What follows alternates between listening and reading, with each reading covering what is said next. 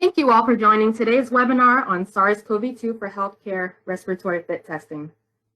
This webinar is offered to you in part by the USF 21D Consultation Program, the USF OSHA Training Institute Education Center, and the Sunshine ERC. This presentation is not a standard or regulation, and it creates no new legal obligations. It contains recommendations as well as descriptions of mandatory safety and health standards. The recommendations are advisory in nature, informational in content, and are intended to assist employers in providing a safe and healthful workplace. The Occupational Safety and Health Act requires employers to comply with safety and health standards and regulations promulgated by OSHA or by a state with an OSHA-approved state plan. In addition, the Act's General Duty Clause, Section 5A1, requires employers to provide their employees with a workplace free from recognized hazards likely to cause death or serious physical harm. The webinar will be 1.5 hours in length.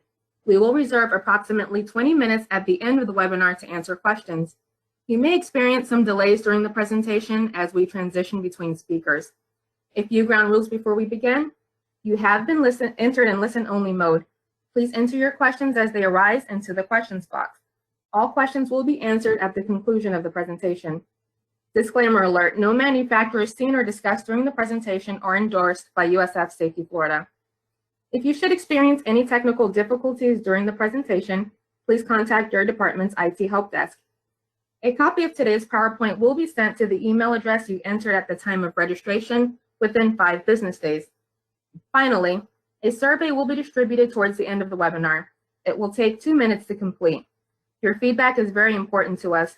This allows us to continue to offer quality webinars that are beneficial to you. My name is Thalia Barber. I am the Marketing and Communications Officer for the USF SafetyFlorida Consultation Program, and I will serve as your moderator this morning. Today's panel of experts consists of Garrick Johnson.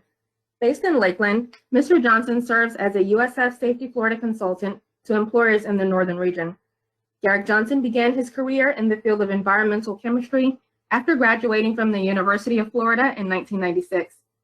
In 2009, the lab Mr. Johnson worked for became involved in the analysis of air and bulk samples related to the use of corrosive imported drywall, also known as Chinese drywall in new home construction. Through this work, Mr. Johnson was inspired to return to school for his master's degree and pursue a career in industrial hygiene, where he could augment his previous experience with new skills in order to help employers keep their workers safe and healthy. Mr. Johnson completed his master's degree in industrial hygiene from the University of South Florida in 2014 and began working for the USF SafetyFlorida Consultation Program in 2016. During Mr. Johnson's time with the program, he has conducted numerous exposure assessments for a variety of airborne contaminants, including hexavalent chromium, respirable crystalline silica, and VOCs, as well as conducting noise surveys and indoor air quality assessments. Mr. Johnson recently obtained his certification from the American Board of Industrial Hygiene. Next is Dr. Adam Marty. Based in Green Acres, Dr. Adam Marty serves as a safety and health consultant to employers in the Southern region. He completed a doctoral degree in industrial hygiene from the University of South Florida. His research involved the generation and characterization of nano-aerosols. He is a board-certified industrial hygienist. Dr. Marty enjoys family, fishing, and the outdoors. And finally, we have Ms. Caitlin Thomas. Based in Riverview, Caitlin Thomas serves as a safety and health consultant to employers in the Central region. Ms. Thomas brings a cumulative of 10 years of environmental health and safety experience in both the private industry and the Department of Defense. Ms. Thomas has earned her Bachelor of Science degree in Environmental Science and an associate degree in Occupational Safety. Ms. Thomas's core training and expertise stem from her role as a bioenvironmental engineer, industrial hygiene technician from the United States Air Force, where she used engineering principles to evaluate workplaces for biological, chemical, and physical health hazards. Field experience includes radiation, industrial hygiene, environmental protection, and emergency response. After relocating from California 163rd Medical Group with the California Air National Guard, Ms. Thomas joined the 927th Air Refueling Wing at MacDill Air Force Base as an occupational safety technician, where she was responsible for the occupational safety of military and civilian employees. Without further ado, I now turn the webinar over to Dr. Brian Warwick, the USF SafetyFlorida Consultation Program Director. Thank you, Thalia, and good morning to everyone. I'd like to take the opportunity to thank our distinguished panel, Mr. Johnson, Dr. Marty, and Ms. Thomas, for taking the time from their busy schedule to share their expertise on a very timely subject. I think the audience will be well served by your selection. You know, while the webinar is focused on respiratory protection, fit testing, specifically as it relates to healthcare workers, it provides some of the nuances of these general principles because of these unprecedented times, i.e. the current pandemic. The topic appears to be still fluid as we continue to receive weekly updates. Before we begin, however, I'd like to take a minute or two just to showcase or discuss one of the sponsors of this webinar, the USF SafetyFlorida Consultation Program. The USF SafetyFlorida Consultation Program is the state's official safety and health program. Not to be confused with OSHA enforcement, where citations are issued or penalties proposed. The consultation program primary mission is to assist small employers in the state of Florida comply with OSHA standards, thereby limiting workplace hazards that can potentially cause injury, illness, or death. Essentially, we help employers maintain a safe working environment. Our services are free and confidential, and while working with us, you can actually defer an OSHA inspection. Some would argue that the guiding principles of business economics is the maximization of profit. Others argue it's the actual avoidance of loss. And these losses come in the form of direct and indirect cost of injuries. So our role as consultants is to keep employers profitable through minimizing or avoiding these direct and indirect costs of injuries. We keep them profitable also by avoiding OSHA fines or OSHA penalties. We also help keep them profitable by reducing their workers' comp cost. In other words, we help increase productivity, thereby keeping employers profitable. Next slide. Our team has more than 150 years of combined occupational health and safety leadership experience in construction, maritime, manufacturing, and agricultural operations, and are positioned in each region of the state so as to provide one-on-one direct consultative support. In the picture above, you'll see one of our consultants actually conferring with one of our clients. Our focus is on small employers with high hazard operations to help not only identify hazards, but work with the employer in producing what I call feasible solutions. As we look to building sustainable systems, our team is focused on helping employers build or develop customized health and safety management systems where their program is continuously being reviewed, revamped, and renewed following a quality methodology. Our online tool, such as the Safety Rider, is second to none. It provides employers the ability to produce their own site-specific health and safety plan based on their industry or specific hazards in the workplace. The plan can be stored online for easy retrieval and update, or even file as a paper document. We also offer training in the form of free DVDs and online video streaming on a vast array of safety and health topics to include the current COVID crisis and respiratory protection. Some of the training are provided in both Spanish and even Creole. I urge you to visit us at SafetyFlorida.com as we endeavor to make Florida the safest state to work. So without further ado, I now turn the presentation over to Garrick Johnson, who will get us right into respiratory protection. Garrick. Thank you, Dr. Work. Good morning, everyone, and welcome again, and thank you for attending today's webinar. During today's webinar, we will be discussing respirator fit testing as it relates to healthcare providers and the importance of ensuring a respirator is properly fitted in order to provide healthcare workers adequate protection from the SARS-CoV-2 virus. Fit testing of healthcare workers is especially important during the pandemic, as respirator use is virtually mandatory in all areas of healthcare. The webinar is being offered because we recognize that healthcare employers may not have the knowledge or skills to properly conduct fit testing. And while this webinar is designed for healthcare settings, the requirements and procedures that we will be discussing today are applicable to all workplaces. During today's webinar, I will provide some background information on respirators, fit testing, as well as go through some OSHA interim guidance on fit testing and using non-NIOSH approved respirators. And then Dr. Marty and Ms. Thomas will describe some minimum OSHA fit testing requirements, and then illustrate OSHA qualitative and quantitative fit testing procedures, including identifying appropriate fit testing equipment, explaining requirements for recording fit test results, identifying mistakes to avoid when using a nebulizer during a fit test, and identifying important infection control measures for fit testing. It should be noted that the goal of today's webinar is not to make everyone fit testing experts, but to provide an overview of respirator fit testing requirements and procedures. We would encourage you to contact the USF SafetyFlorida consultation program if you'd like to receive more detailed information. So a logical starting point is to define for you what a fit test is. As you will see in the following slides, there are many different types of respirators, and people are uniquely individual in terms of facial features and structure, including jawline. So for instance, a respirator that fits well on Arnold Schwarzenegger might not fit well on Paul Giamatti. People are also different in cheek structure, so a respirator that fits well on Cindy Crawford might not fit well on Paul Giamatti. And also they are different in size. So a respirator that fits well on Andre the Giant might not fit well on, well, you guessed it, Paul Giamatti. Additionally, some people may find certain type of respirator more comfortable to wear.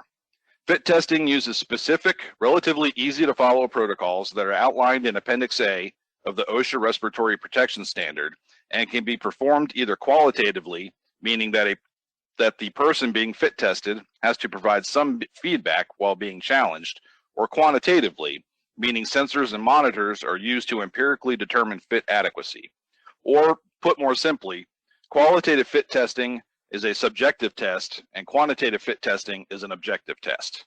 Both methods have their advantages and disadvantages that Dr. Marty and Ms. Thomas will cover in more detail later in the webinar. There are multiple reasons that fit testing needs to be completed. There are literally hundreds of types of respirators available for use, each with their own fit. And the employer must ensure that the respirator that has been selected fits the employee properly, because without a proper fit, the respirator will not provide adequate protection. Fit testing also provides the employee an opportunity to try a few different types of respirators and select the one that is most comfortable to wear. Employees are more likely to comply with respirator use policies if their respirator is comfortable to wear. Next, you are making sure that the respirator the employee has selected is compatible with other PPE that they may have to wear. For instance, I wear glasses, and when I am on an employer's facility, I have to wear safety glasses with side shields. That would preclude me from wearing a full face, tight-fitting respirator because the arms of my safety glasses would prevent the respirator mask from sealing tightly on my face. And finally, fit testing requirements are codified in the OSHA Respiratory Protection Standard, and as such, employers are legally required to provide fit testing to employees or potentially face citations and monetary penalties. Fit testing is important because all respirators have the potential to leak, especially if they are ill-fitting, and using a respirator with an improper fit is almost as bad as not using a respirator at all. So when is fit testing required? OSHA requires that fit testing be performed prior to initial use of a respirator. This means before the employee, whether they are a new or current employee, is exposed to an airborne hazard.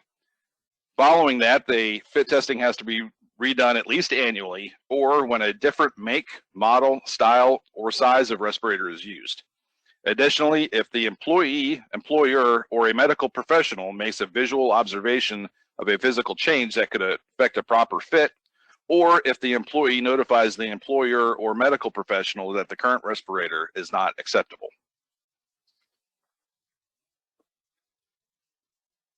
When the COVID pandemic first started ramping up, efforts were made to conserve the supply of N95 respirators, which were expected and eventually proved to be high in demand and short on supply.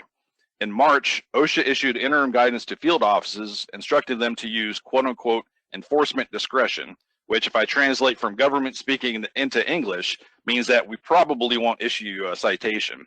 In regards to the citation of healthcare employers, and the emphasis here is on healthcare, who in an effort to conserve N95 respirators have not met the annual fit testing requirement of the RPS, of the Respiratory Protection Standard, but are adhering to the criteria outlined in the guidance memo. It should be noted that this guidance is only applicable to N95 respirators, and it does not relieve the employer of their responsibility to provide initial fit testing to new employees or current employees who have not been previously fit tested. According to the interim guidance, enforcement discretion of the annual fit testing requirement shall be exercised if employers are complying with other elements of the respiratory protection standard, including training, having a written program, having a maintenance and care policy, and providing medical evaluations to the employees. They are using NIOSH certified respirators. They have implemented CDC and OSHA respirator conservation strategies. They've informed employees the annual fit testing is being temporarily suspended, and conduct a fit test if an improper fit is suspected or if the employee switches to a different type of respirator. In addition to the interim guidance issued in March, earlier this month, OSHA issued additional interim guidance to field offices regarding the fit testing of employees who are using tight-fitting, powered air purifying respirators, also known as PAPRs. The guidance allows field offices to use quote-unquote enforcement discretion, there's that term again, when it is infeasible for a healthcare employer to provide initial and/or annual fit testing due to shortages of N95 respirators and/or fit testing supplies. The reasoning behind the guidance is that if it is not possible to fit test all affected workers due to a shortage of respirators or fit testing supplies, use of a tight-fitting, positive pressure respirator without initial or annual fit testing would still be more protective than not using any respirator at all. It is important to point out that the guidance only applies to employees who OSHA classifies as being at a high or a very high risk of exposure and are using tight-fitting PAPRs specifically for protection from the SARS-CoV2 virus. OSHA defines high-risk exposures as those where there is a high potential for exposure from caring for or transporting patients known or suspected to be infected with the virus. Very high-risk exposures are those where there is a high potential for exposure from either performing procedures that generate aerosols, such as intubation, dental procedures, or performing autopsies, or from collecting or handling specimens of patients known or suspected to be infected with the virus. Employers must still comply with all the other elements of the respiratory protection standard, as I mentioned in the previous slide, and make a good faith effort to obtain fit testing supplies. And just as a side note, it would be prudent to make sure that you document any kind of failed attempts to obtain supplies. The guidance does not apply to PAPRs that have not been approved by NIOSH, PAPRs used by employees with a low or medium exposure risk to the SARS-CoV-2 virus, and PAPRs used by employees for protection against other airborne hazards such as chemicals or particulates. So which respirators need fit testing? The simple answer is that if the respirator is designed to provide protection by making a tight seal around the face and forcing air movement through some type of purifying medium, either a filter or a sorbent, then it needs to be fit tested. On this slide, you will see several types of respirators that require employees to be fit tested, but for the purposes of focusing on our target audience, we will mainly address the air purifying respirators and specifically the N95 respirators. Air purifying respirators are those that, as the name implies, purify the air as it passes through a purifying medium as the employee breathes.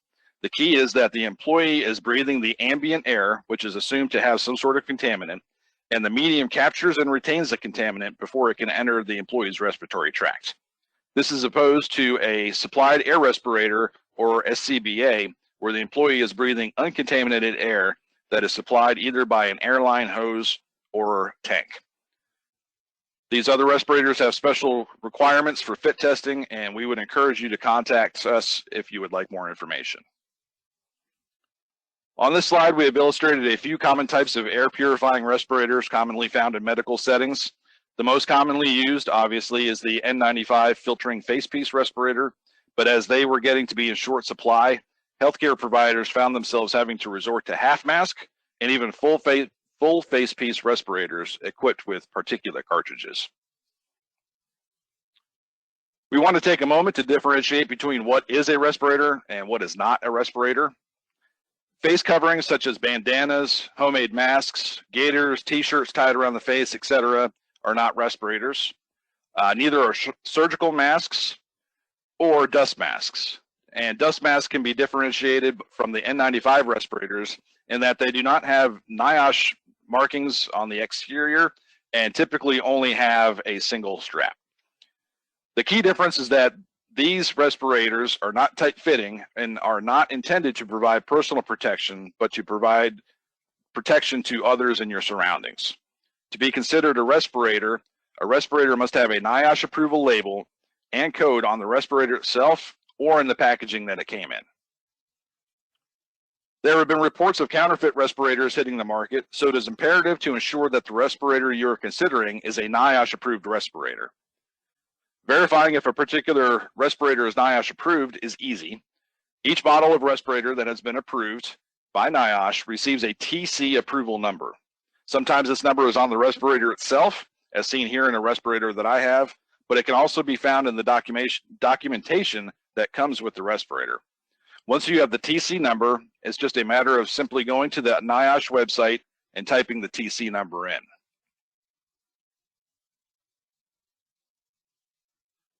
So if I type the TC number in for the respirator that I just showed on the slide and click the View Results button, if it's a valid number, you will see information presented on the screen that shows the approval number, the manufacturer, the respirator type, and model numbers so that you can verify that the information on the NIOSH website matches the actual respirator that you have. Clicking on the approval number will provide you even more detailed information if you are interested.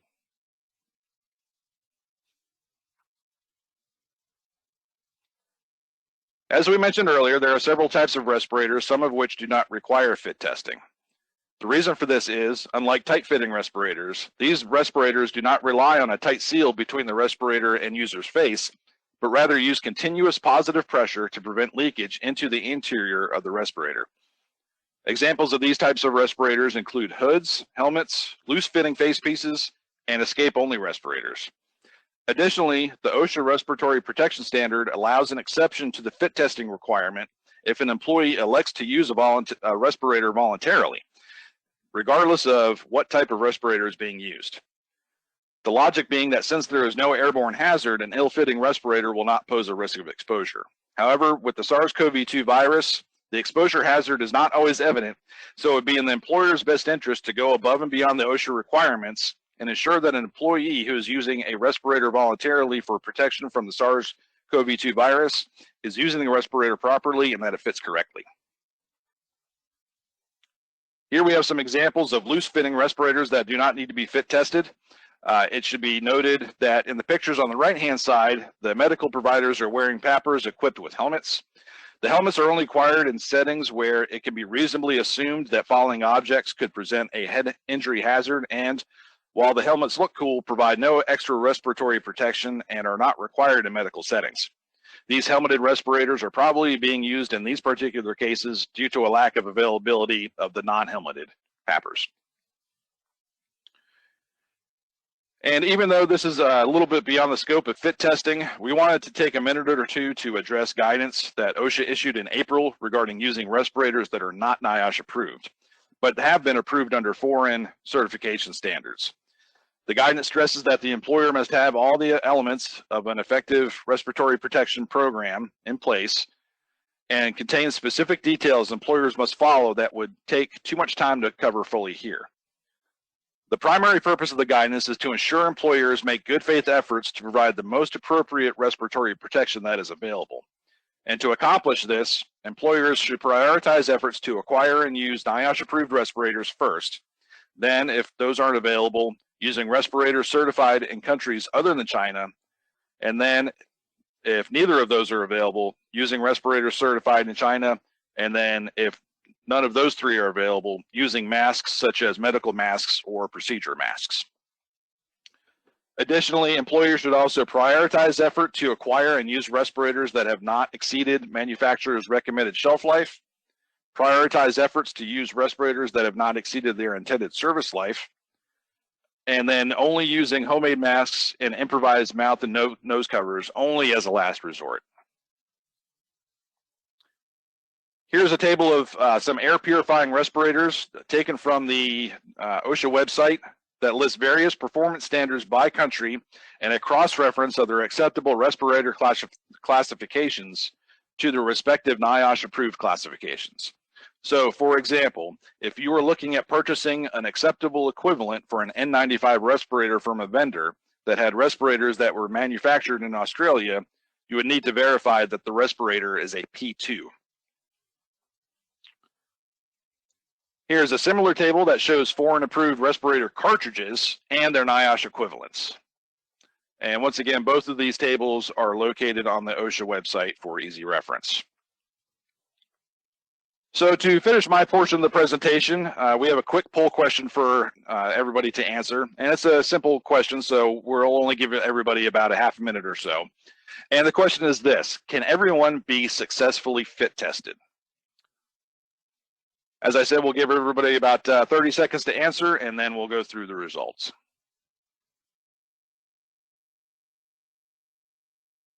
All right, the results are in, and it looks like a pretty good majority of everybody answered no, and that is actually the correct answer. And it could be no for several reasons. The first is a healthcare professional may say that they can't be fit tested due to a medical reason, such as having lung or heart disease. The employee may not be willing to wear a respirator for religious reasons. There may be an abnormality in facial structure that prevents a good fit. And finally, facial hair such as a beard or goatee would prevent a good fit. That concludes my portion of the presentation, and I thank everybody for their time. I will now pass the presentation on to Dr. Marty.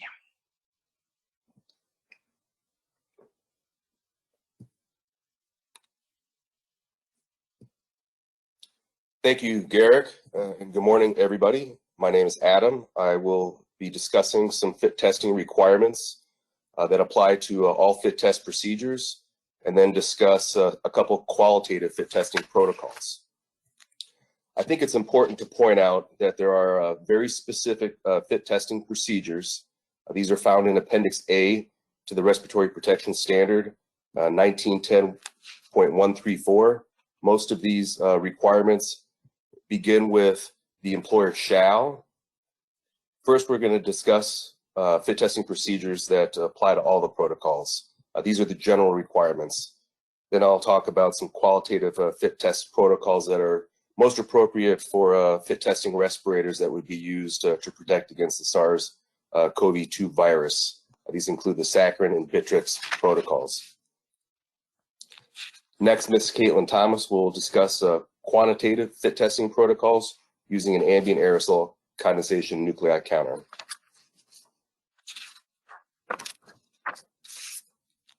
So to start things out, we're going to discuss the fit testing requirements that apply to all quantitative and qualitative fit testing.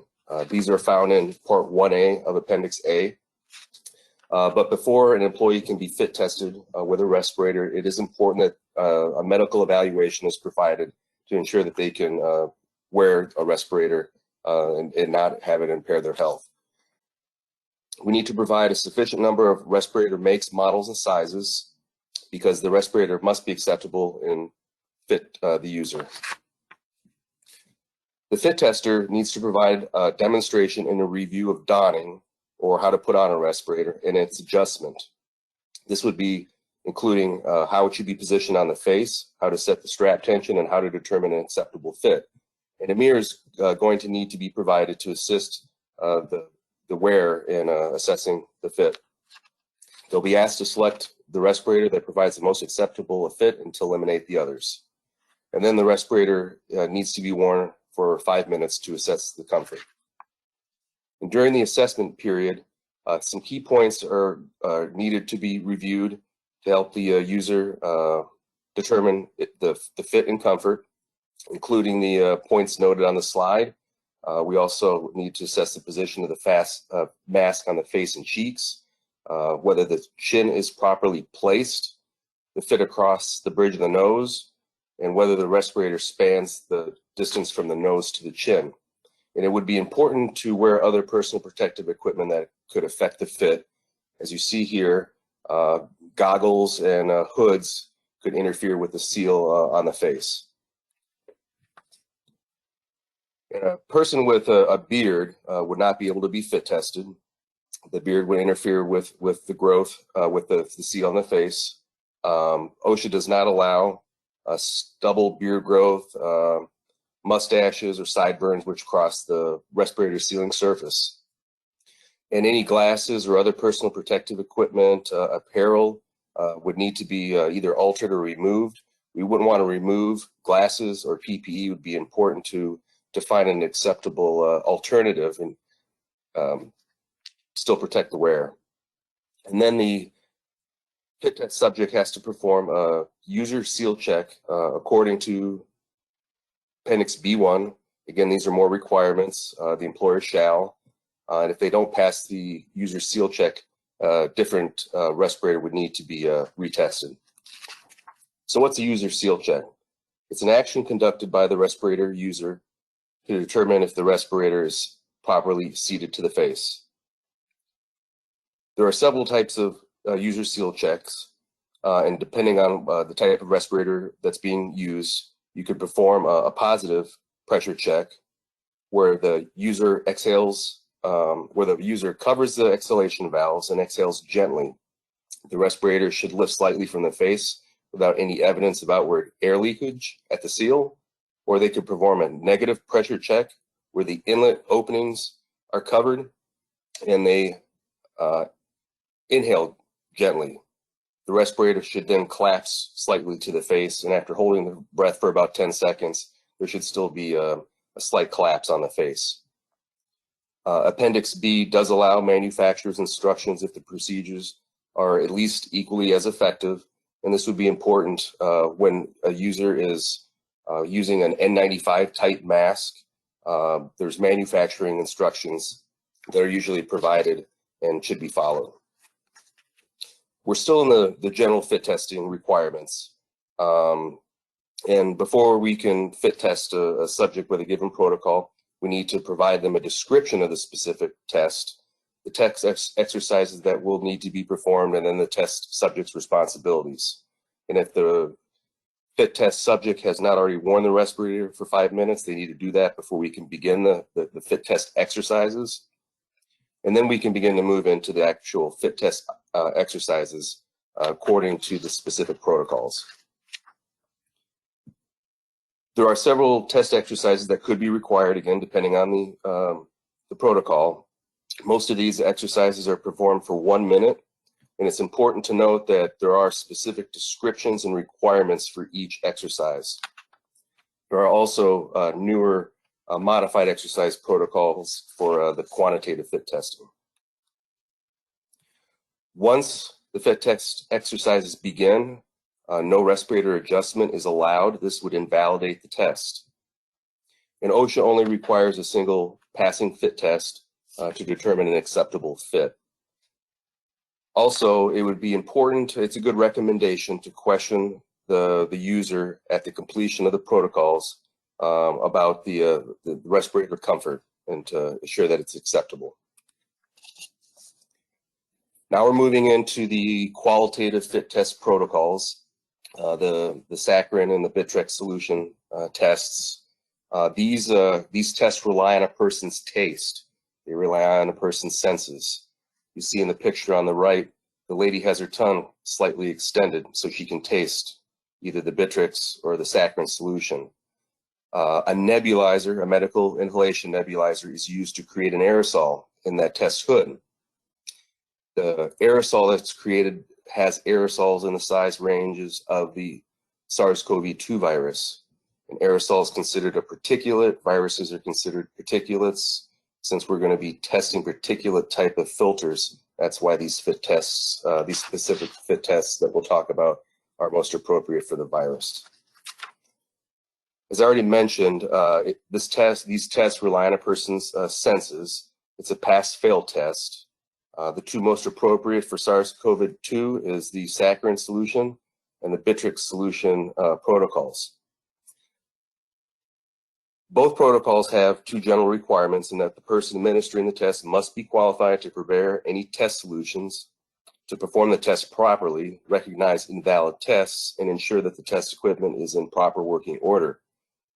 The equipment must also be kept clean and well maintained so that it operates within the parameters for which it was designed, or in other words, it's operating according to the manufacturer's written instructions. Both protocols are very similar in that they have very similar steps. They're both used to generate aerosols, as I've mentioned. The two big differences is the saccharin solution is a sweet taste, whereas the Bitrix has a very bitter taste. And the amounts of reagents needed to make the solutions are different, so it'd be important to note that if we're going to be making solutions.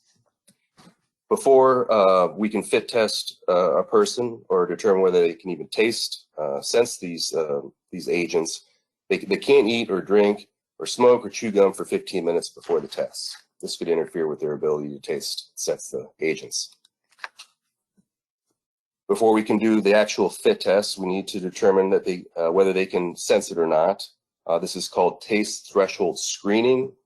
It's performed without the respirator on. The subject would wear that test enclosure as shown in the picture prior, and that nebulizer would be inserted through a small hole in the front of the hood, in front of the subject's nose and mouth. And then a threshold check solution would be prepared according to the specific protocol. You can purchase fit test kits, and these fit test kits will usually have the solutions already prepared. 1 ml of the threshold check solution is added to the nebulizer body. And this nebulizer needs to be clearly marked to distinguish it from the one that's going to be used for fit testing. So you're actually going to need two nebulizers. The taste threshold screening solution is about 100 times more dilute than the fit testing solution. And then that nebulizer is going to have to be operated appropriately, and this includes firmly and completely squeezing the bulb and then allowing it to fully expand. Holding the nebulizer upright is important to ensure that it generates an aerosol. And this aerosol should be directed away from the fit test subject's nose and mouth. As in the picture before, the subject is instructed to breathe through a slightly open mouth with their tongue extended, and instructed to report when they detect either the sweet or the bitter taste, depending on the agent. An initial 10 squeezes on the nebulizer are repeated rapidly to establish an initial concentration within the test hood. And then they're asked whether they can taste the agent after the 10 squeezes. And they can signal if they taste it at any time during the 10 squeezes. But if they can taste it at any point between while administering the 10 squeezes, the screening is considered complete, and whether they taste it either at 2, 5, or 8 squeezes, we're still going to record 10 squeezes. If they can't taste it after 10, we administer 10 more. If they can taste it after 20, the screening is complete. We record 20 regardless. If they can't taste it after 20, we do another 10 squeezes. And if they can taste it after 30, their screening is complete. And as I mentioned before, it doesn't matter if they reported at 22 or 25 or 30, we'll still record 30 for the purposes of the taste threshold screening. If they can't taste it after 30 squeezes, they can't taste the agent or they can't sense it. And then it can't be used for the fit test protocol. I might recommend that if they can't taste it after 20, they're really not super sensitive to it. And if you could, I would explore another fit test, an alternative fit test protocol. But if they can taste it, The subject is asked to note that taste for reference in the fit test. And we're going to use the number of squeezes needed to elicit a response for the fit test, which is coming up next. And if you're going to be performing fit testing throughout the day, it's important every 4 hours, at least every 4 hours, that we rinse the nebulizer with water, shake it dry, and then refill it. So let's assume that our test subject is sensitive to the agent, but before we move into actually doing the fit test, it's a good recommendation to have them wipe their face and rinse their mouth with water to remove any residue from the threshold screening that might interfere with the actual fit test. So now we're moving into the actual fit test procedures. The fit test subject is going to wear the same respirator that was selected before and then properly adjust it. The same type of test enclosure is worn. We're going to need to have a different nebulizer for the fit test.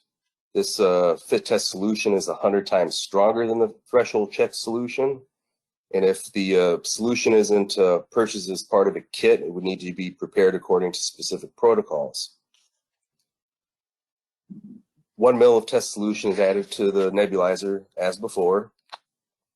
In these pictures, the one on the left shows a particular filtering face piece being tested, and the one on the right shows a cartridge style or elastomeric respirator being fit tested. The hoods are slightly different. The subject is asked to breathe through a slightly open mouth with their tongue extended so they can taste it. The subject is instructed to report if they can detect the agent at any time during the test. An initial concentration of fit test solution is sprayed into the enclosure using the same number of squeezes required to elicit a taste response noted during the screening test. So this would be the 10 or the 20 or the 30 that we recorded in the taste threshold screening. Now the fit test subject would begin the test exercises. And for the purposes of the qualitative protocols, they would do all the test exercises in the standing position for 1 minute. They would not do the grimace though. And every 30 seconds, we need to replenish the aerosol concentration using half the number of original squeezes. So if 10 was recorded in the screening, we're going to use 5 squeezes every 30 seconds. And if the test agent is detected at any time, the fit is deemed unsatisfactory, and a different respirator would need to be retested. And then we would have to perform the entire procedure over, including the screening. And if the fit test fails, don't have the person remove the respirator in the area where the fit test is being conducted. This can result in a heavy dose of the agent. It can result in them basically having an olfactory fatigue that could interfere with a retest. So have them move to a clean area to remove the respirator and find a new one.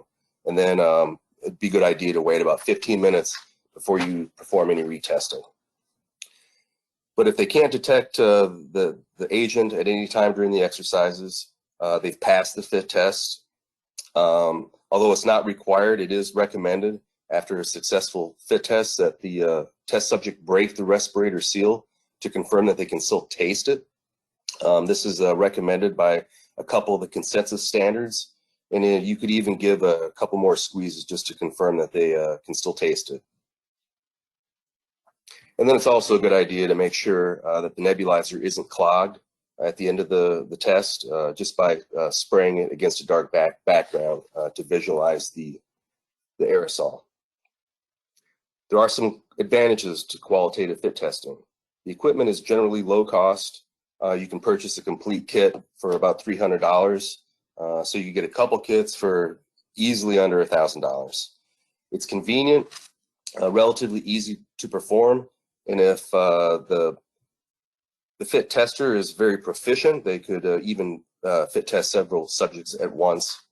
And the fit test is basically generating a pretty simple pass-fail result.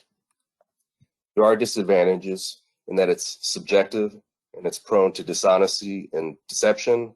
also the power of suggestion. There's individual variability in a person's ability to taste the agent, different levels of olfactory fatigue, and also if they have colds or if they're a heavy smoker, that can interfere with their ability to taste things. Therefore, it's a kind of moderately precise.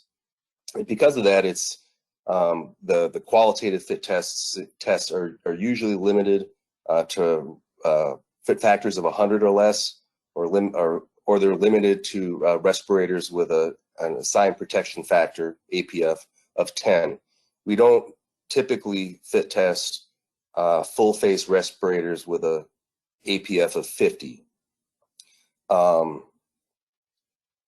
You definitely would not want to fit test full face respirators or respirators with an assigned protection factor of 50 for chemical type hazards, for hazardous dust type exposures.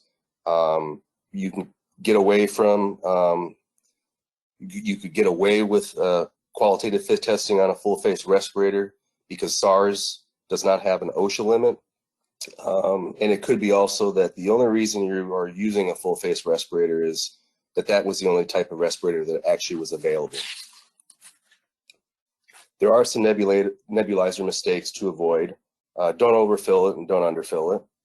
The nebulizer has a tendency to clog during use, so it's important to make periodic checks against a dark background to visualize the aerosol. And it must be cleaned every 4 hours, rinse it with clean water, shake it dry, refill it. It's also important not to tilt the nebulizer too much. The solution won't be picked up, and therefore there won't be any aerosol being generated. So keep the nebulizer relatively vertical. Don't return used nebulizer solution to the original container. When we're using the nebulizer, we're evaporating some water and we're increasing the concentration in the nebulizer. So by pouring it back into the original container, we can change the concentration. We could also introduce contamination. This could result in mold growth, bacteria growth in our solution. We would want to use that in our fit test. So just discard any used solution. Also, don't spray directly into the respirator. This can diminish the concentration within the enclosure. It's important to spray around the periphery of the respirator. Also, not firmly and completely squeezing the nebulizer bulb or not allowing it to fully expand can result in incomplete aerosol generation. So it's important to use the entire hand and squeeze your fingers into your hand. Follow the manufacturer's written instructions. This is important for use, for cleaning, for maintenance, and for storage. With that, this concludes my portion of the presentation, and I will turn it over to Ms. Caitlin Thomas so she can discuss quantitative fit test protocols.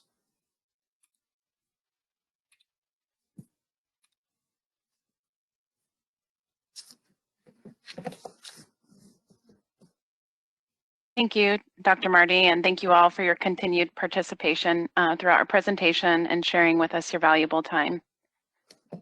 As we move along, I'll be covering quantitative fit testing per the OSHA Respiratory Protection Standard 1910.134. I hope at the end of our presentation that you will all be able to walk away with a more comprehensive understanding of fit testing.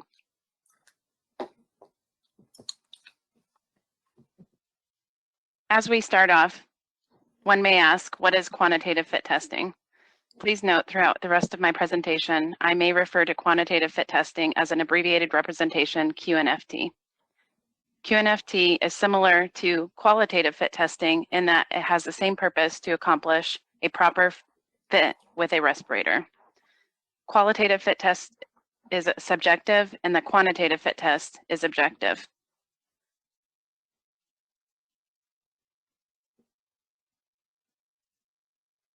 A QNFT is required when a worker must wear respiratory protection in an environment that exceeds 10 times the PEL.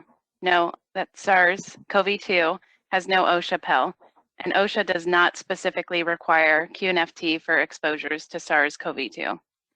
OSHA has established permissible exposure limits in the US, known as a PEL, and a PEL is a legal limit for exposure of a to a worker of a physical, chemical, or biological substance. Again, SARS-CoV-2 has no OSHA PEL. We'll further describe what a PEL may be and further on in my presentation, how that applies to the quantitative fit testing. Within the standard, employers are provided the option of conducting either a qualitative or quantitative fit test. It's important to know the individual performing the fit test procedure requires no special certification, but they must be able to prepare the solutions, be familiar with the equipment, perform tests properly, recognize invalid tests, and ensure that the equipment is in proper working order. There are 3 types of methods for quantitative fit testing: generated aerosol, which is typically used in laboratory studies, controlled negative pressure, and this is not the most liked method because it does have to have the wearer hold their breath. The most commonly used method which is used in healthcare setting, is the ambient aerosol condensation nuclei counter, also known as CNC test.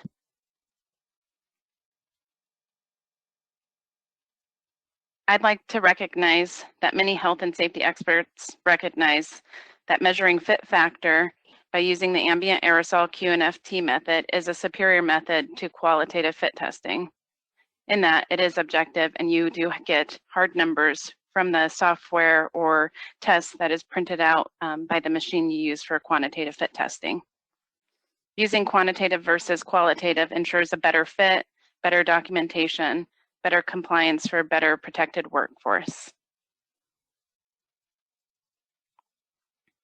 When utilizing the quantitative fit test, you're measuring the outside air versus the inside air of the wearer.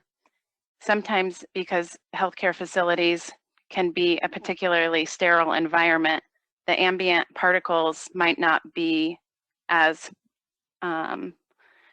present in that environment. So there are things such as a candle that you could light to generate some more ambient particulates, or you can use a particle generator such as pictured here. Please note that this is just a dramatization of the particulates, and you would not see the particulate matter that is generated by either the candle or this generator. What this generator does is utilizes salt water, and you would put it on 10 minutes prior to starting the fit test so that it helps increase that particulate number in the air and you could get a sufficient test.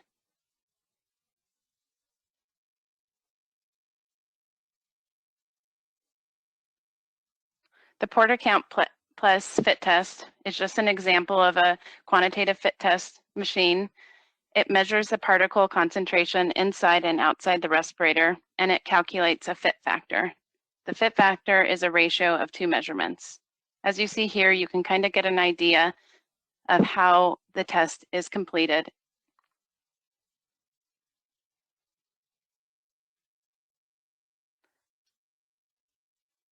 Interesting fact for today, the concept of using condensation nucleus counter, CNC, for the purpose of quantitative respirator fit testing was first demonstrated in 1981 by Dr. Klaus Willicke of the University of Cincinnati. It is a very recognized method and well used around the United States and all over the world. QNFF is a quantitative measure of the particular respirator to a specific individual and typically measures the ratio of particle concentration inside of the respirator when worn to the particle concentration in the ambient air. A fit factor is a number that is a direct result of a quantitative respirator fit test. It is measurement made by an instrument during the simulation of a workplace activity and the method exercises that we will go over shortly. There's also known an assigned protection factor of a respirator, which is related to the fit factor when a safety factor of 10 is applied. In this image, you'll see half mask elastomeric, and a full face piece. And as I mentioned, APF. These respirators need to be fit tested. This information is important to understand when selecting your mask. The APF is the amount a pill can be exceeded. For example, if a half face mask with an APF of 10 is used for a chemical with a pill of 50 parts per million, then a mask could be worn in an environment up to 500 parts per million of the chemical, or 10 times the pill. The fit of the half face mask would therefore have to correspond to a minimum fit factor of 100 when the QNFT is used. It should be noted that safety factors of 10 is applied to the fit factor when designating the APF. We just wanted to mention this, but in correlation to SARS-CoV-2, as I mentioned before, OSHA has no pill. As pictured here, you can see an example of an adapter used to perform the QNFT for an elastomeric or a cartridge-style respirator, which uses a probed adapter assembly. These adapters help simplify annual fit testing, allowing individuals to be fit tested with their own face pieces.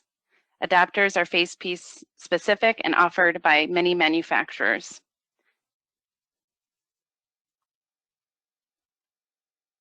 Here's another visual for you guys to see how that adapter works. On the left, we have the inside of the mask, and you can see the tube that sticks out, which will be collecting the air inside of the wearer's mask. And then on the right-hand side, you see where the tube connects to and goes down to the porta count machine, which is the quantitative respirator fit test machine that we are using as an example. Again, this is another visual where you can see the adapter that is utilized for the P100. Because this does not have a mechanism that is built in place, the test person would have to puncture a hole into the P100 and put on the adapter, as an example here on the left-hand side.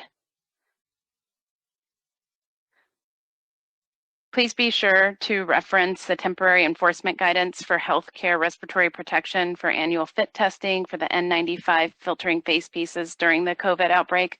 Because we are in a pandemic, there have been some recommendations and guidelines specific to the CDC, including taking measures to conserve the supplies of respirators while safeguarding our healthcare providers.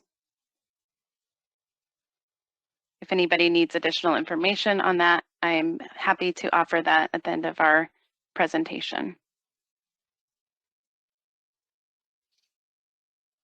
All right. It's important that the test subject completes their medical evaluation before the employee is fit tested. The evaluation will give them the clear whether or not they can actually go forward and complete a respirator fit test. The test subject must don the respirator for 5 minutes to purge any particles and particulates and assess comfort.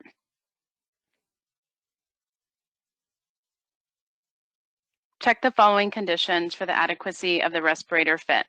Make sure that the chin is properly placed, adequate strap tension, it's not overly tightened or not too loose. That the fit across the nose of the bridge is nice and comfortable and not at all misconstrued. Respirator is the proper size to the span of the distance from the nose to the chin, and the tendency, if there's a tendency of the respirator to slip, to observe that and maybe see if the wearer could get a different size. It also is suggested that there's a self-observation with a mirror to evaluate the fit and the respirator position. This is very important because the test person will not be always with the wearer, and the wearer needs to be comfortable donning and doffing their own respirator. If a woman is doing the test and they wear their hair up, just like pictured here, it's important to recognize if that ponytail may be in the way or cause issues for a proper fit test. And that's important to talk with the fit test the wearer, so they could recognize in the future how to best have his or her hair when utilizing a respirator.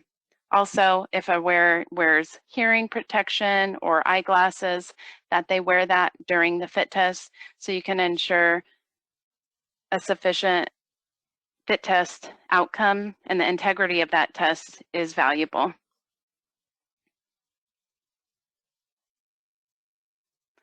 got some good news today to share with you, and then we'll have a short video in just a few moments, that OSHA had shortened the test methods for a quicker version of the test. So it is very efficient. As quantitative fit testing, it used to be about 8 minutes, and now it's down to 2.5 minutes, where the qualitative test could take a little bit longer. This applies to the half face and full face style mask as well. I want to recommend that you always use your resources. Don't try to reinvent the wheel. There's lots of valuable information on the OSHA website with the CDC, and you can reach out to use our services if you need additional support. We offer free and confidential support to small business employees across the state of Florida. All right, now I'm going to take the opportunity to show a short video demonstrating quantitative fit tests. If you could just give me 1 second.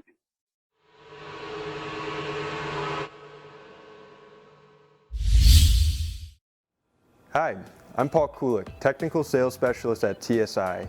Today we're going to show you how OSHA's newly accepted modified CNC protocols save you time and simplify the fit test process. In late September of 2019, OSHA released and accepted for use the newly modified ambient aerosol CNC quantitative protocols. With these modifications, OSHA has reduced the time needed to complete a CNC fit test from over 7 minutes to under 2.5. The new protocols also reduce the number of test exercises from 8 down to 4, making compliance easier to achieve. Today we're going to do a quick demo so you can see how much faster these new protocols are over the previous 8 exercise tests. Today we're going to be fit testing Lucy, and for the purpose of this demo we're going to go ahead and assume that she's already completed her 5-minute comfort assessment period, which is a required step for any fit testing method in the US. With everything set up here though, all we have to do is press start, and we'll move now into the first step, which is 50 seconds of bending over. There's a slight change here from our previous protocol. You're supposed to pause while bent over and take 2 breaths and then stand up again and then continue that motion throughout the entire duration of the exercise. We're doing a fit test here on a 4th generation port account. You'll see that the fit test animations detail the exercises within these new protocols, while our real-time gauge gives you a look at how the mask is fitting during movement. When it all comes together, it should help you take full advantage of the device, the interface, and this new protocol so you can get workers back to work quicker, and as the administrator, you can go back to your other job responsibilities too. Now we're on to jogging in place for 30 seconds. This is a new exercise and only applies to half and full face elastomeric respirators. The filtering face piece protocol calls for 30 seconds of talking during this same step.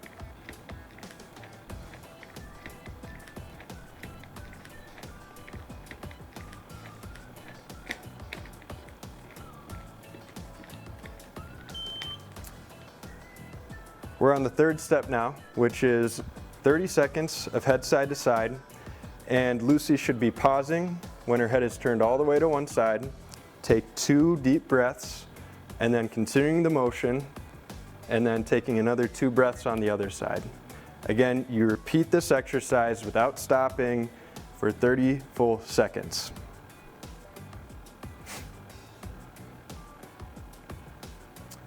We're now on to head up and down with a similar breathing pattern as the head side to side. And what's happening is the port account is able to take a measurement continuously throughout this entire test. So it's always measuring fit, and that's something that's unique to the port account. There are some other technologies out there that use pressure, and with those protocols, the only time you're actually challenging and testing the mask is when your employee is holding still and holding their breath as well. The port account does an excellent job of fully simulating real-world conditions that your workers are wearing their respirators in. And with that, we have a 2-minute and 29-second OSHA-approved fit test done. For port account users, a simple software upgrade is now available at no cost. For those who don't yet use a port account, this is the ideal time to switch. The most trusted fit test is now also the fastest. Thank you for joining us. Please contact your local TSI representative or go to www.tsi.com/fastfit to learn more and update your instrument today.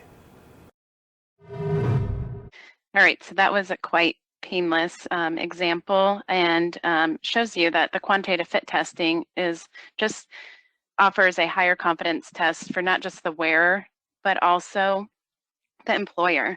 It's quick, it's effective, you're getting documentation that is hard evidence, and you can store that information on your machines and utilize it in the future for the fit test that is repeated. Here's an example of the quantitative fit testing with the port account instruments, and in 12.5 hours, you get 100 fit tests completed, and in comparison to the qualitative test, where in 12.5 hours, you approximately get 33 fit tests.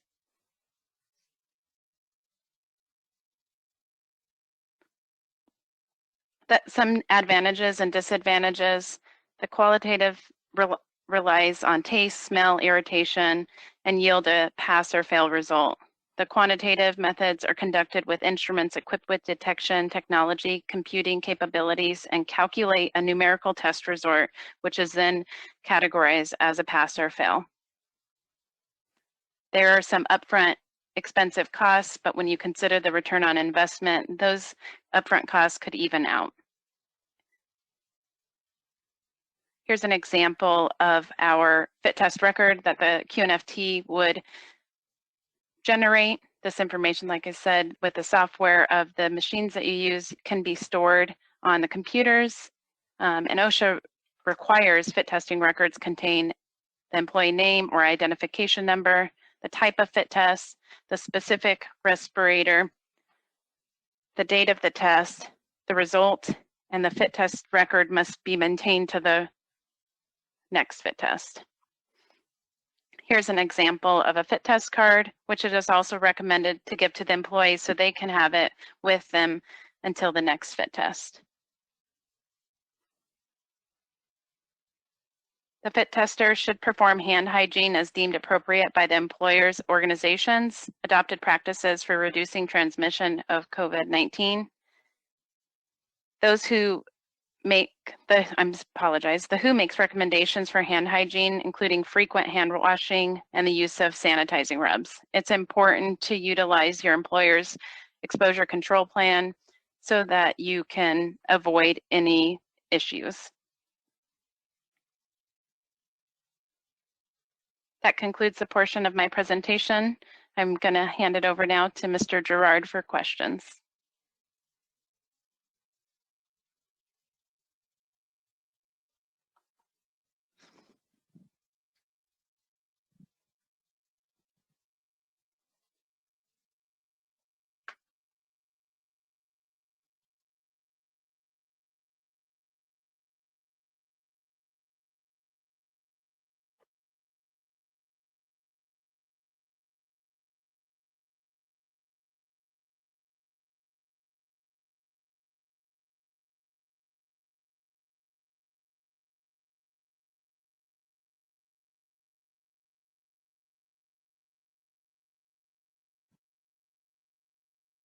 Hi, Nick. I think you may be having some problems with your audio.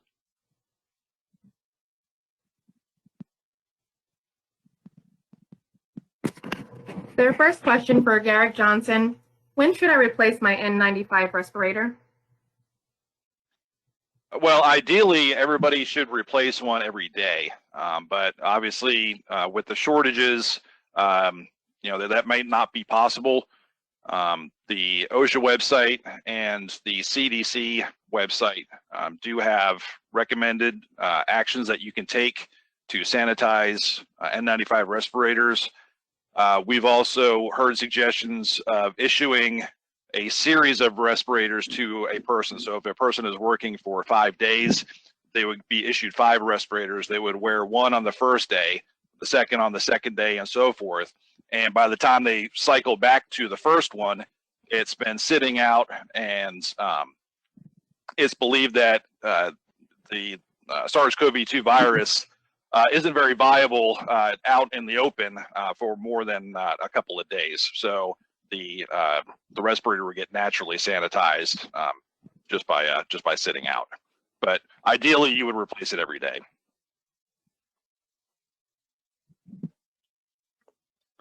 Thank you, Garrick.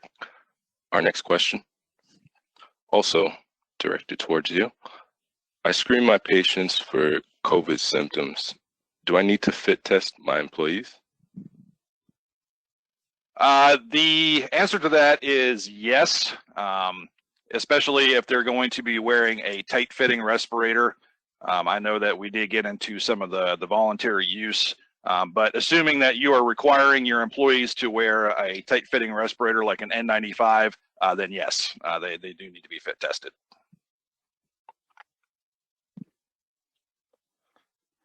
Our next question, why do they call it N95 mask? What does it mean?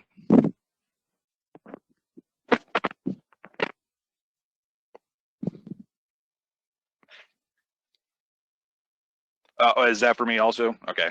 The N95, the N portion of that stands for non-oil resistant. So if you have an atmosphere that has oily particulates, then this type of mask would not be effective. So there's an N, which is non-oil proof, R, which is resistant, and then P, which is oil proof.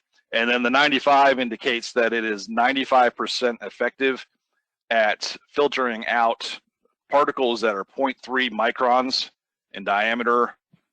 So that, basically the size of a virus. So if somebody is using it as it's intended and there's a good fit, that mask should filter out 95% of any kind of viral particles that are in the air.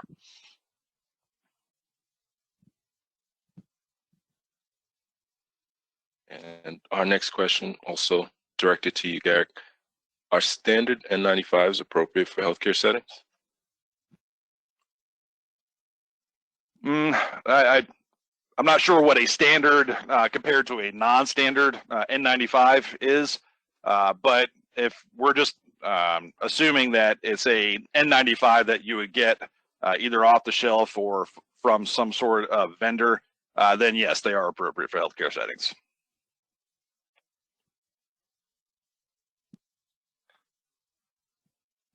Our next question for Dr. Marty. Are there any OSHA standards stating that voluntary use of a respirator is not subject to mandatory fit testing? Good question. The respiratory protection standard does have a section where it discusses when respirators are not required. So let's cue in on voluntary versus required. Under the part where it says when they're not required, employers are not required to include in a written respiratory protection program those employees who only use respirators involving the voluntary use of filtering face pieces and a N95 or a let's see here, the use of a respirator. So in that instance, an N95 would not be subject to the written aspects. The written aspects include the mandatory fit testing.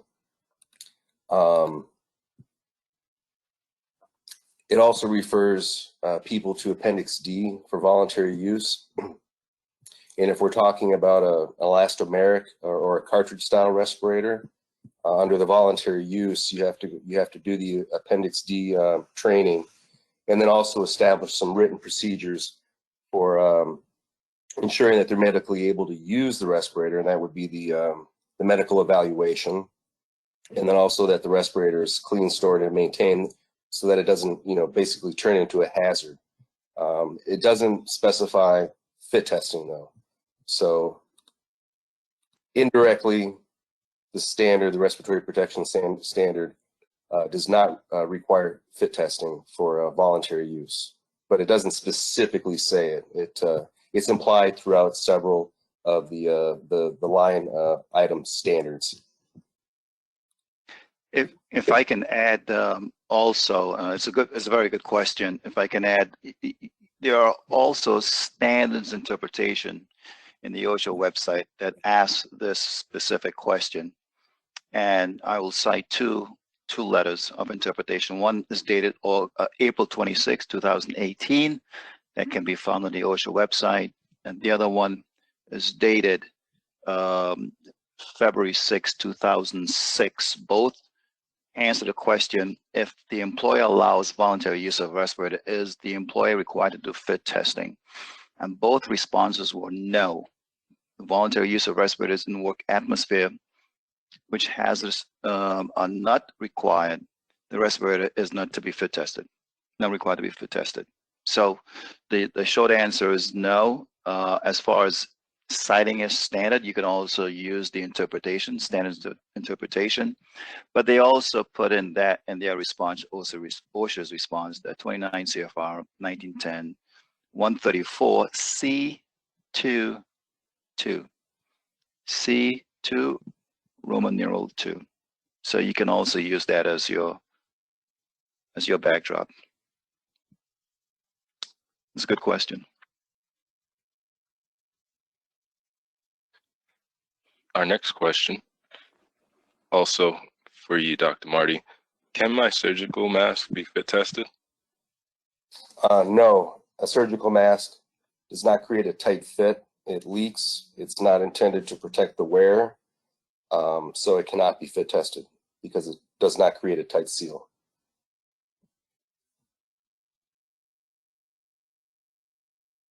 On an N95 mask, if there's no exhalation valve, how can someone conduct a positive seal check?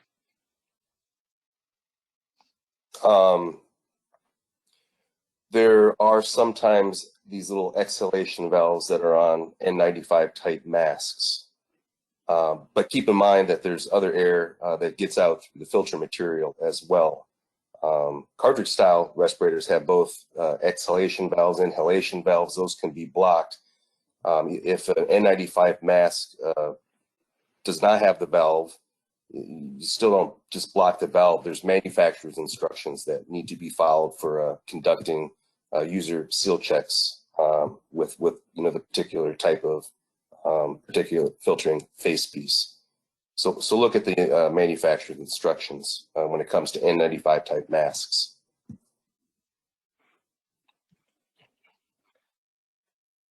And just two more questions for you, Dr. Marty. The first one being, can we conduct fit testing on our employees, and is training needed to conduct this exercise? An employer can set up their own fit testing program. OSHA does not require any specific training per se, but the person administering the fit tests, the person running the program, all those people need to be appropriately qualified. That would imply training. And when it comes to fit testing, I think it'd be very important that that person is familiar with the requirements in Appendix A, the employer shall type procedures for fit testing, that they incorporate all those aspects into their specific protocols, follow the Appendix A protocols, and then also become familiar with manufacturer's instructions for operating whatever equipment is being used, be it a nebulizer or a condensation nuclei counter. They need to be qualified to operate and maintain the equipment. And if I could add something onto that too, the manufacturers, I know specifically 3M, they have an online training class that people can attend, and they'll get a little certificate saying that they attended this fit testing class, so that they can go through all the different procedures and whatnot, become more familiar.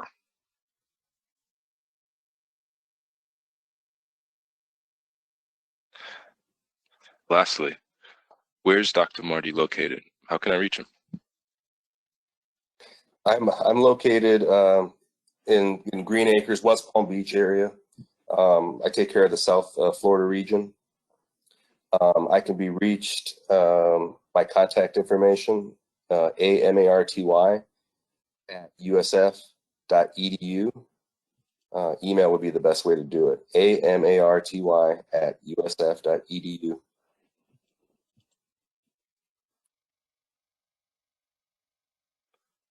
Our next question, directed towards Ms. Caitlin Thomas. How much does the port account cost? The port account costs could be recognized if you reach out to that specific manufacturer. And also to note, the port account is not the only QNFT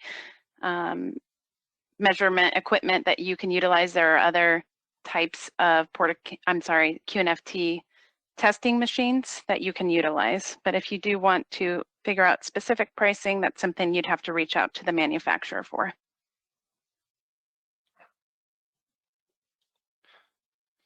This is open to all panelists. Can you explain the use of the protection factor and OSHA's exposure limit? Also, where does the fit factor come into play?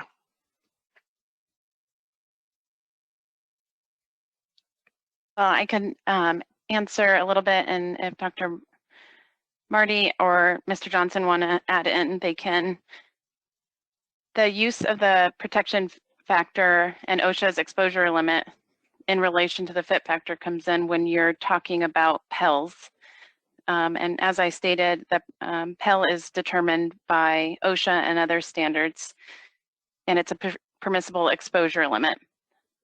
It's important to understand what an assigned protection factor is, what a fit factor is, and that fit factor is specific to a number that you get when you test the wearer. That's the number of the fit test to quantify whether they pass or fail. I want to prompt you all to refer to the regulation or the standard which applies to your industry, because there's several OSHA regulations that call for higher fit factor pass levels than you would get by multiplying the APF by 10 times. And also when you utilize such as the port account or other machines to do a quantitative fit test, you'll have to be familiar with those numbers if you're trying to get a specific fit factor and manipulate that in the machine. So that is why it's important that you don't have to be certified to accomplish a test, but you have to be familiar and go through training, because those numbers will dictate whether or not that person passes or fails a test specific to whatever hazard they're being protected from.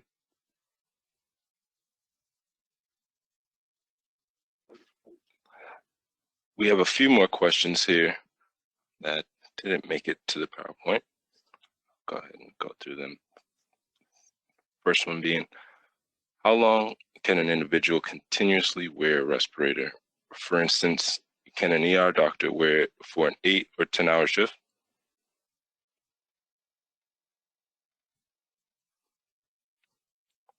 I would say that that depends on the user. If they are comfortable wearing it for that entire time, or if they're healthy enough to wear it for that entire time. There is no time limit outlined or required in the standard. So I think that it would be up to the user.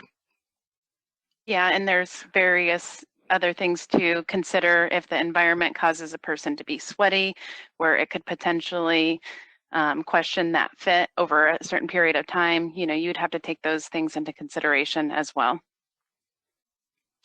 I'd also add to is it would depend on the situation. I mean, an ER trauma 1 center where they're constantly busy, as the case right now, maybe much different than, let's say, some other type of rural hospital. So it really would depend on the type of workload they have in the emergency room. Nick, I see one last question. I'm sorry. From start to finish, how long does it take to do a QNFT test? And I believe Caitlin Thomas could address that particular one. Yeah, the approximate time is around 12 minutes that I've seen. You do have to have the wearer don the mask and wear it 5 minutes prior to doing that 2.5 minute method, which includes the exercises. But That's not a set standard. So if the person is not comfortable or not familiar with their particular respirator that they're testing, it may take a little bit longer to get them familiar with how to don and doff their mask, move their hair around, ask questions. So I wouldn't rush it. It's really important to have confidence as a wearer in the respirator that you're going to be utilizing in your workforce, so that you know that you have adequate protection.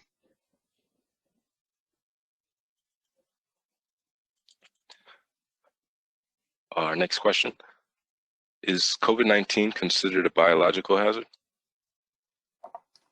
Yes. Enough said. How often should the medical evaluation be conducted? The medical evaluation needs to be conducted initially. It also needs to be redone if there are any changes in that person. Say they had facial reconstruction, they gained or lost a significant amount of weight. For example, if a female were pregnant and maybe their facial changed a little bit where their mask might fit, or a person had a nose job and the mask might be too small, too big based on that. So those are some extenuating circumstances for a refit, but it should be done initially, and therefore if anything changes. If I can add, Sure.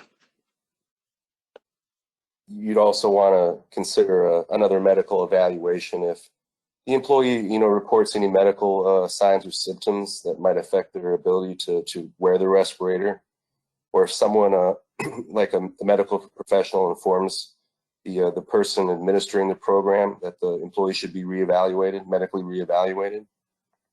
Also, if there's changes in the workplace conditions, increased production, additional protective clothing, or increases in temperature that can increase, a physiological burden. So it'd be important to medically reevaluate the person. I would want to add also that mask that is on the medical questionnaire, you give the name, the make and model, and for the particular type of work that you're accomplishing. So like Dr. Marty mentioned, if the job changes, if you're going to wear a different respirator, that medical evaluation would need to be reaccomplished.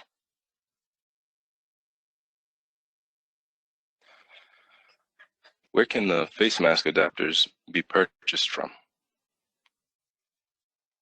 You would have to reach out to the manufacturer of the particular mask. They make adapters specific to their mask that they produce. So I would reach out to their manufacturer.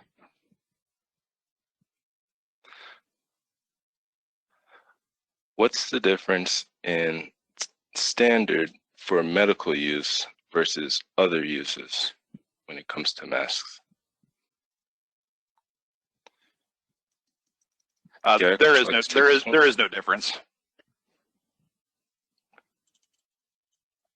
The standard applies to respirators, not to the actual workplace setting.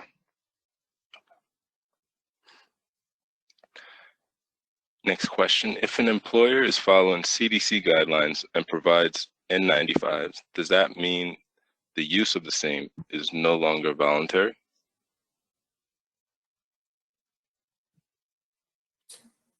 I can field that one. They say they're following CDC guidelines. Let me assume that they're also following the OSHA guidelines, because the OSHA guidelines incorporate a lot of the CDC guidelines. And for healthcare settings, this is found on the OSHA safety and health topics. There's specific recommendations for a healthcare setting. They give, the document for the healthcare setting allows a worker to classify their jobs depending on what they're doing. There's a low exposure risk, a medium exposure risk, a high exposure risk, and a very high exposure risk category that certain people can fall into depending on what they're doing. If the employer is following CDC guidelines, and we assume that they are at a medium type of risk, meaning that they can't socially distance, but they're screening their patients. They're not working with known or suspected cases. One might argue that there's really no hazard, and therefore a voluntary use of a respirator might be allowed. But if they find themselves working with, a job person's working with suspected or known COVID cases, they could be high risk, assuming that they're not generating any aerosols. So just by working with somebody who's suspected or known, now we've moved into a high risk category, and it'd be prudent to require a respirator and provide fit testing and implement a full program. A very high exposure would be we're working with COVID patients and we're generating aerosols. I don't think you could argue that there's no hazard, so let's require respirators and do everything in the program, including the fit testing. I hope that answered the question.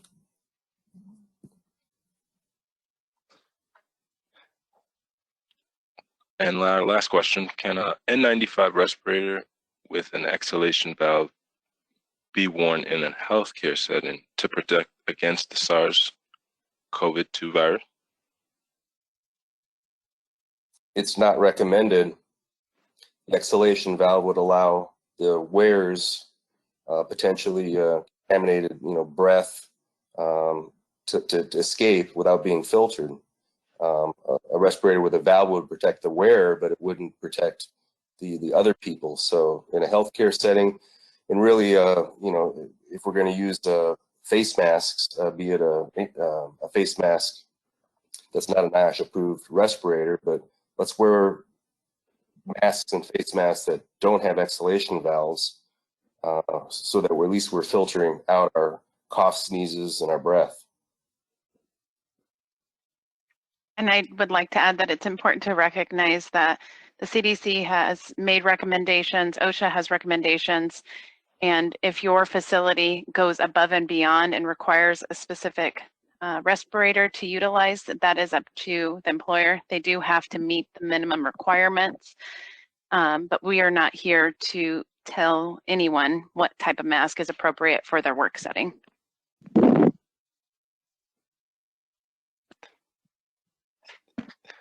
That concludes our question and answer portion of this presentation. At this time, I'll now hand it over to Thalia Barber. Thank you, Nick. And a special thank you to our presenters and attendees for your participation in today's webinar on SARS-CoV-2 for healthcare respiratory fit testing. If you have not yet completed the survey, please take a moment to do so now. The survey can be found in the questions panel. Just as a reminder, the PowerPoint slides will be made available approximately 5 days from today and will be sent to you via email. I will leave the presenters' contact information up for a little while so that you may jot that down should you have any additional questions that were not addressed today. Thank you for your attendance, and this concludes today's presentation.